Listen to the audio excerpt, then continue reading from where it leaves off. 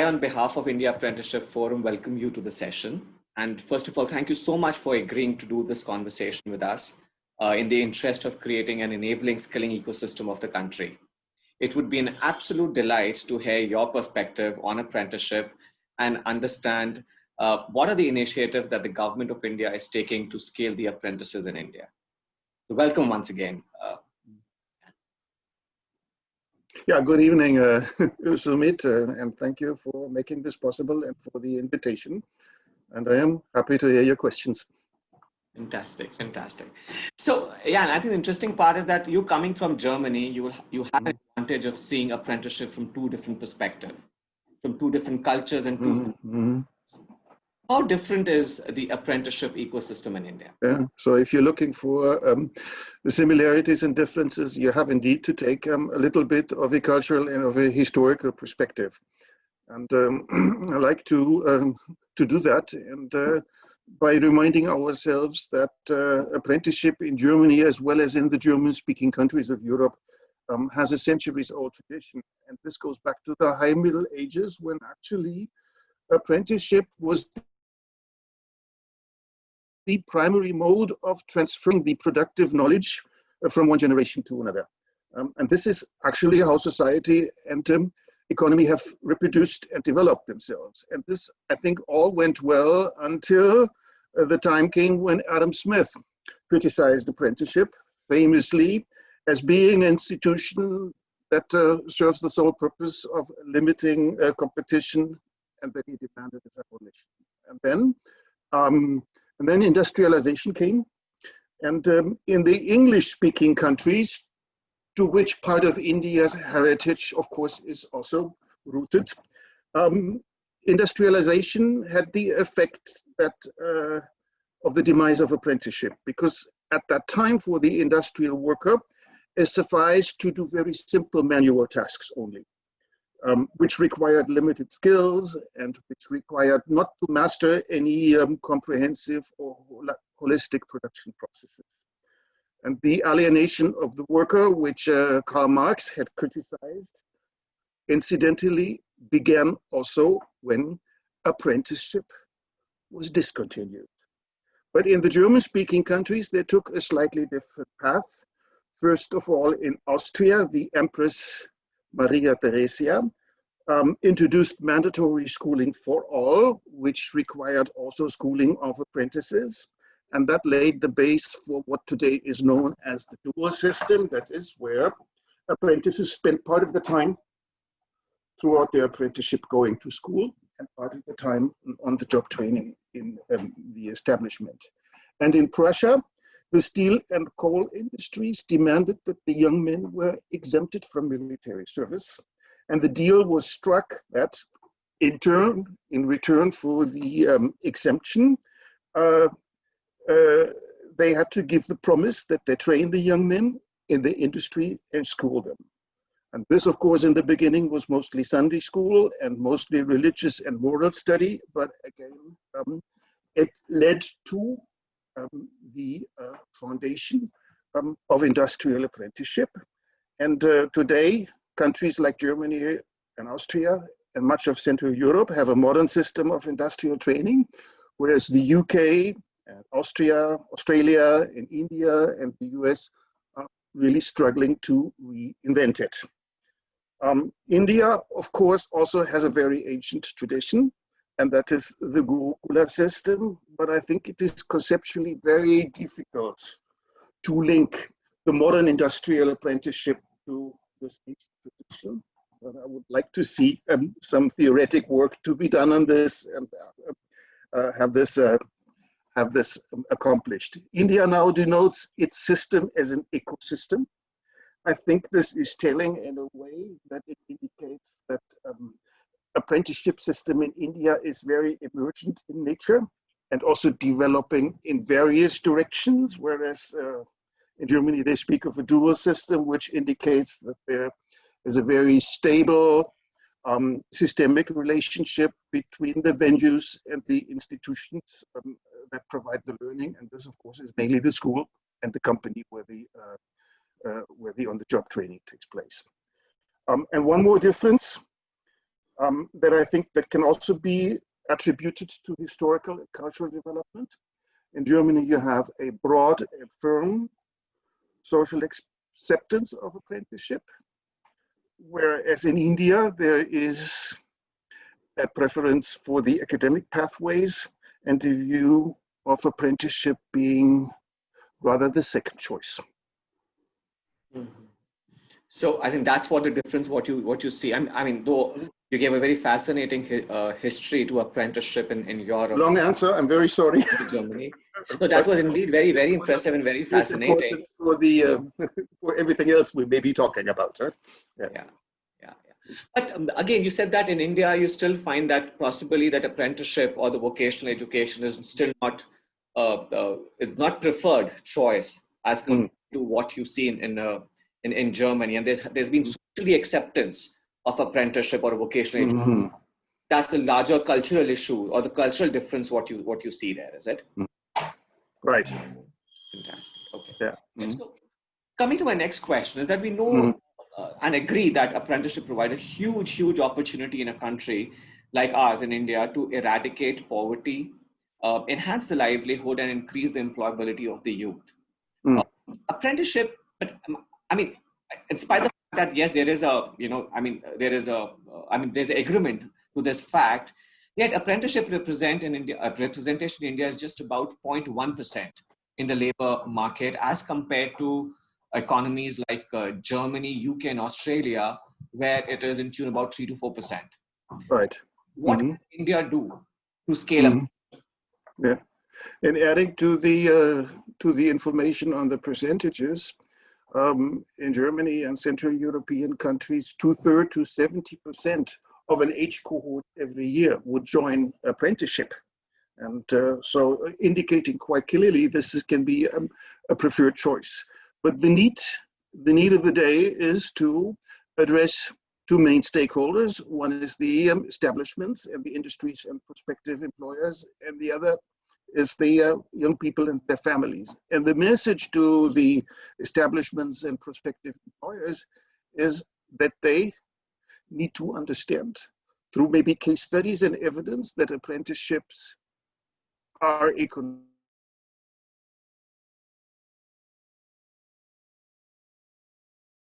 Through soft factors like apprenticeship creating a loyal and motivated workforce. And the message to young people and their families should be about the high practical applicability of what is learned, immediate employability, the benefit of earn while you learn. And also, there are many young people whose learning style is a practical one, who may therefore not excel in school or in university. For them, it would be a good choice. So it benefits also poor households and families because it's free training and stipends are being paid, and all this eases the burden considerably also. And when you ask about what governments do, I think government and industry associations already do a lot, but need to do much more through public campaigning and thus improving the social image of apprenticeship. So there's a lot of things which need at the societal level rather than, I mean, that acceptance has to be there, as you mentioned. That's one of the things that you see in the German context. Yeah, it's not something that will come overnight, but it will take years and maybe a generation change also for it to happen. So there has to be a change in mindset and the acceptance of vocational education and apprenticeship as a valid career choice rather than being more academically inclined. Right. Okay. But what do you have to say about the organization or the enterprises in the country? We've got about 63 million enterprises. About 23,000 organizations are actively engaged with apprenticeships. So, as per you, why more and more employers are not engaged with apprenticeship? Is it because that there's a lack of awareness again, which exists in that side as well? Or is it to do with more complex compliances that we have in our country? Yeah, so big paradox here, because we have the Apprentices Act, which requires that apprenticeship training takes place in establishment with at least a minimum number of employees. But I think that this Apprentices Act must be one of the most ignored laws in the world, because it is absolutely not needed. But we must first, India, we may infer that most of India's apprenticeship training is also informal one, and it is not recognized, and it doesn't enter the statistics, but nonetheless, it makes a huge economic and social and also educational contribution. I think we need to also be able to better capture that. But when it comes to your question, is it lack of awareness or is it lack of compliance? It's not either or, but I think it is both. Lack of awareness because and over-regulation, and that regulation is oftentimes, whether rightfully or not, perceived as being more discouraging than enabling. And government has done a lot to promote. However, now that we see the success of optional trades, where establishments and industries have really great freedom to design their specifically needed curricula in line with demands, a lot of the administrative burden and the perceived overregulation is actually removed, except the awareness is not quite there. And NSDC, of course, we have a mission there to make it as easy as possible, obviously without compromising quality standards, especially those that are embodied in the relevant National Occupational Standards Qualification Packs and the National Qualification Framework. Okay, so what I understand, Jan, is that what you're suggesting is that there is still while a lot has been done in the area of awareness. I mean, the fact that our Apprentices Act is almost about 60 years old, which is 6 decades, is pretty long time for the industry not to be aware of it. But you still find that there's a lot that needs to be done to make it more, I would say, to make the organization aware that what's in for them about doing apprenticeships. Mm-hmm. It also that what you suggest is that the India apprenticeship system is quite overtly regulated, which is making it complex for the organizations to execute it. Which is a perception, but if you put it in international perspective, that may not be true. We've had through our industry engagement some opportunities to engage with Swiss and German employers in India, representatives of their companies, and they were surprised to see how little regulation there is in India, and actually how easy it is to engage as employers and bring in apprentices. But obviously there's a differentiation between optional trades and designated trades. And when you bring in some of the other instruments that are recently created, I guess we will speak about it later on, the third-party aggregators, that can make it very simple and very easy for establishments to take in apprentices, then it is not that difficult after all. It is. Again, we need awareness creation for that. Yes. No, definitely. I mean, the Apprentices Act itself has undergone some 5 changes or the amendments ever since it was written in 1961. And the very recent one being the last year in September, when a few more amendments were done to make it open use for the industry. But yes, I think there still has to be a lot of awareness. Awareness from the sake that they need to understand that what's the business sense for an organization to do apprenticeship, and then what's in for them if they were to engage. And obviously the returns tends to be high if they remain invested for a long time. That's what our case has been. So definitely, yes, I think our industry needs to be aware about the benefits of apprenticeship rather than only taking it as law, I would say that. Yes. But, but still, I mean, we were talking about that, the socially it's not been acceptable in India. And it's still not considered as an alternative to the higher education, which kind of makes it, aspirational for the youth to take it a vocational education as a preferred choice to make a career. How how the government can do it, and what are the steps that the government need to do to ensure that apprenticeship becomes aspirational for the youth? I think we need to move away from casting apprenticeship and higher education as mutually exclusive alternatives, which in a way they are, but in another way they are not. For the youth that comes out, who passes out of 12th grade, of course, it's the big decision whether to go one way or to go the other way. But this is a momentary alternative, and we need to get away from casting this as mutually exclusive, which means recasting apprenticeship as potential stepping stones for higher study, which means apprenticeships into university courses, which means an overall framing or conceiving of apprenticeship and higher education in lifelong learning. And in this way, neither apprenticeship would not be seen as a dead end, and university study would not be seen as a road into nowhere or a path into unemployment. Okay. So I think you rightly pointed out that there has to be an integration between the academics and the skill in part of it, and I think most of the developing part of it, and I think what better example would be than Germany itself, the way they have integrated with the higher education. Now, how can India implement a similar nationwide system and an education culture that can contribute highly to India's skilled workforce? And I would say yes. And let me also, or again, begin with a German example where integration of apprenticeship with higher education has become known as dual studies, and it is a hugely successful scheme. It was industry driven, and some very important corporates like Mercedes-Benz and Bosch were the ones who had driven it, and this all goes back to the 1970s. And there are two models: apprenticeship plus academic study, which is organized by the employers, or degree course plus apprenticeship, which is organized by the universities. And now, this is the potential for India.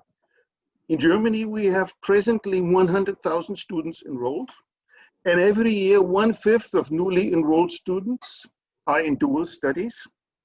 There are 50,000 participating companies and 220 participating higher education institutions.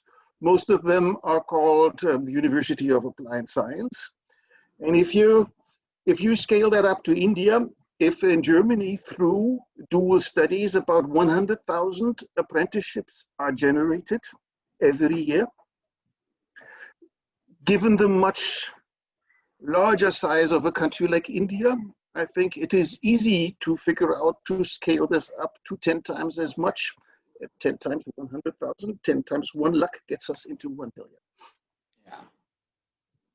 So that's the scope of the potential that we're looking at here. Definitely, and I think there are no-brainers that definitely you can, if you integrate the academics with the skilling or with the apprenticeship, it can become aspirational, and they can be huge. And of course, if you also have the industry participating through this integration stuff, we can definitely scale the apprentices in the country. But how India should do that? Any thoughts on that? First of all, the initiative by the Honorable Finance Minister is very well taken. But this is an initiative, of course, that is taken from the side of higher education, which I believe for various reasons may also a bit reluctant to engage in dual studies.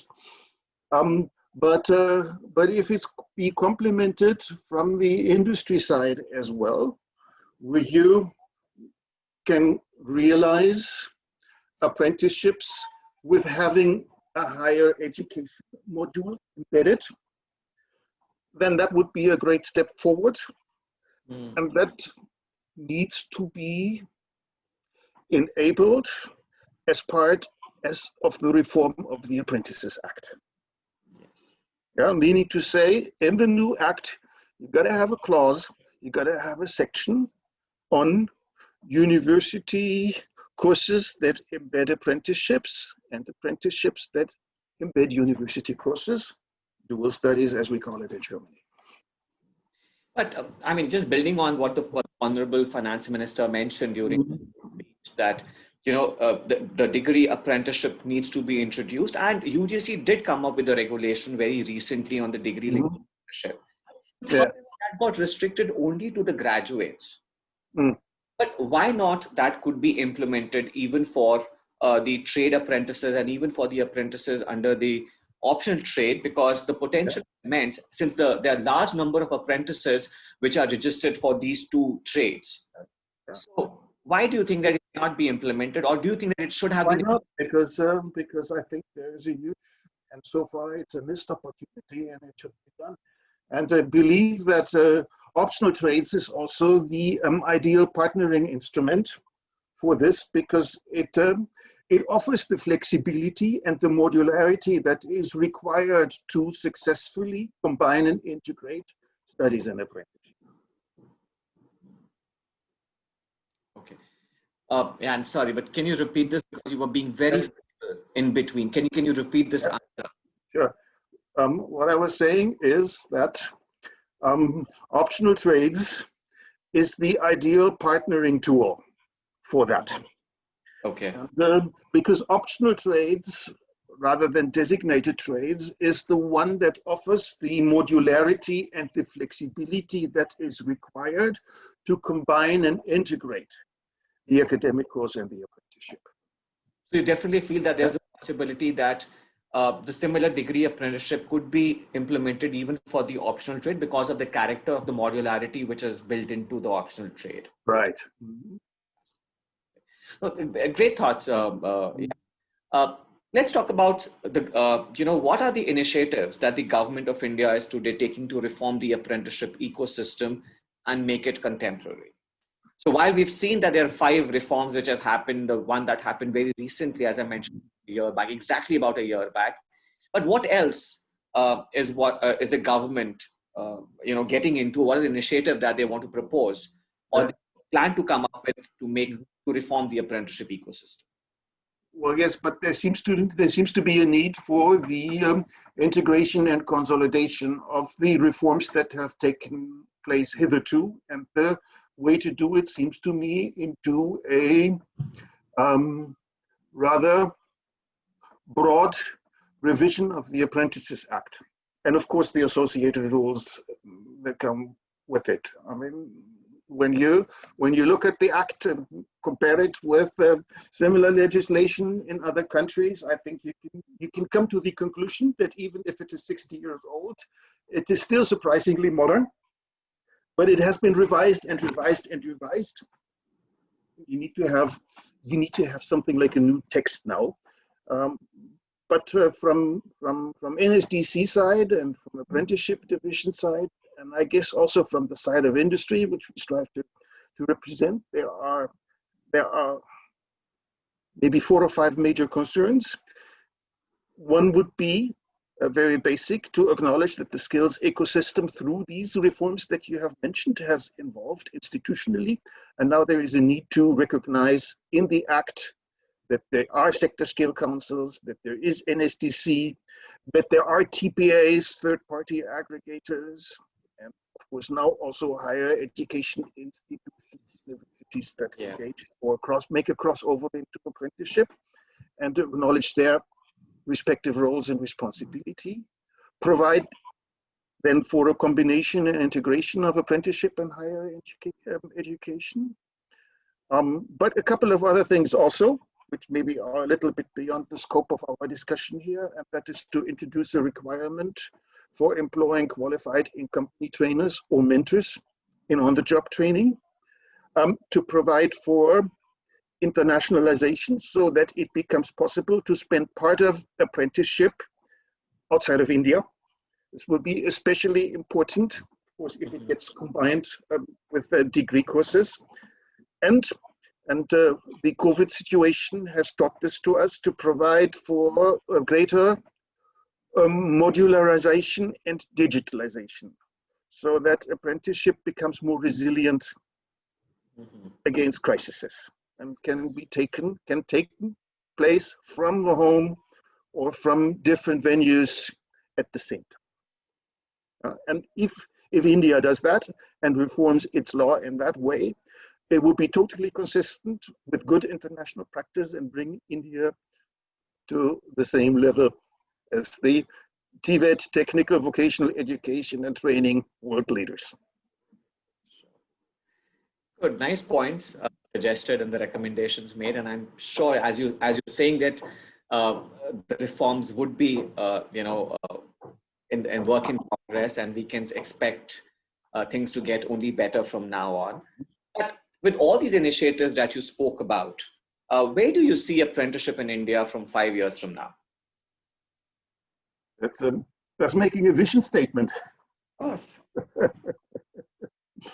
So I would like to see it integrated and permeable towards higher education, quality assured through the employment and deployment of trainers and mentors on the shop floor, and to support this, a cadre of master trainers.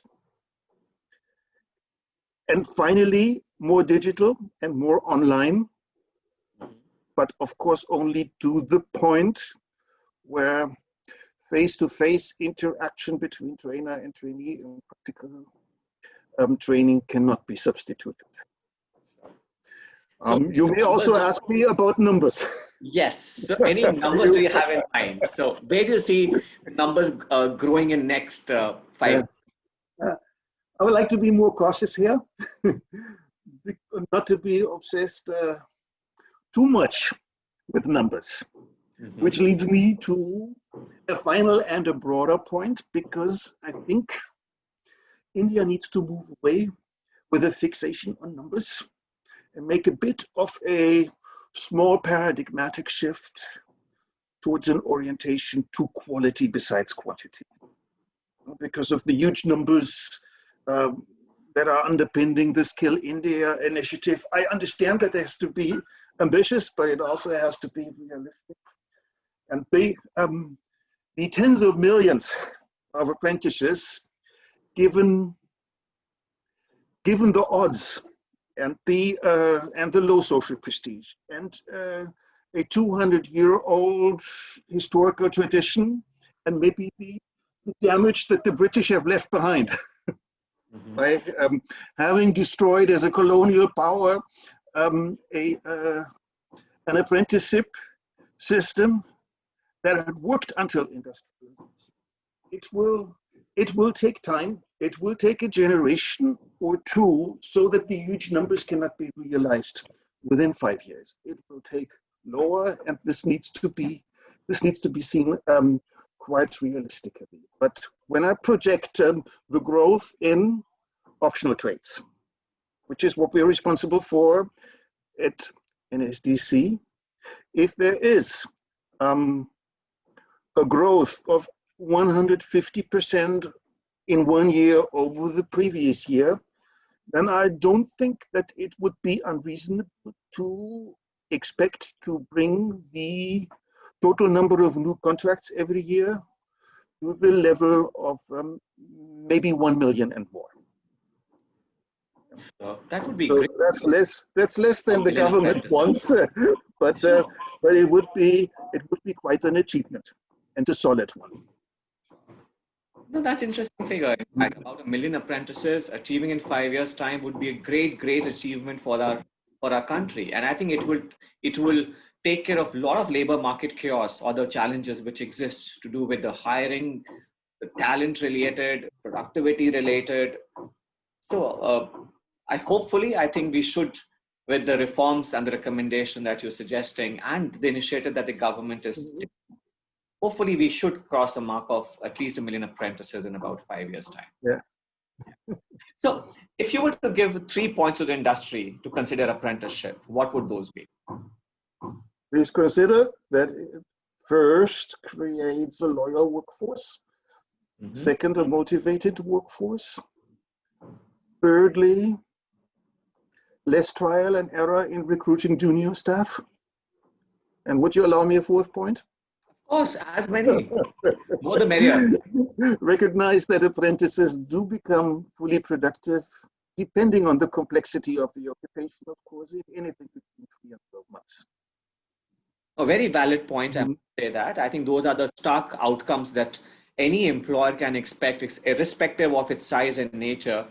Productivity, loyalty, I think these are the kind of stuff that you can actually expect through the apprenticeships. What we've also seen is that even in terms of the cost of hires, eventually because of the availability of talent and the talent creation comes into much control. It's difficult to establish this with the return on investment calculations. You see many of things being happened by trying to be done, but they are not also convincing.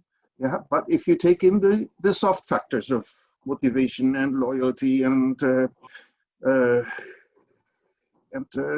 less expenses through trial and error and having to reinvent the wheel, then I think industries can come around on this, yes.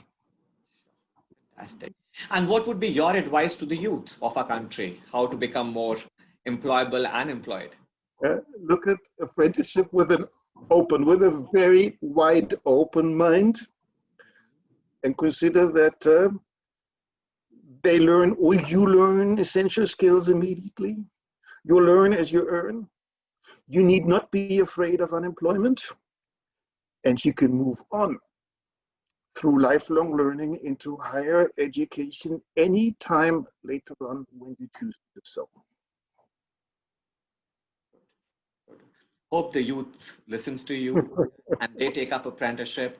But yes, I think at the beginning, what you mentioned, somewhere that it has to be made aspirational, and what better way to make it aspirational is to connect it with the higher education.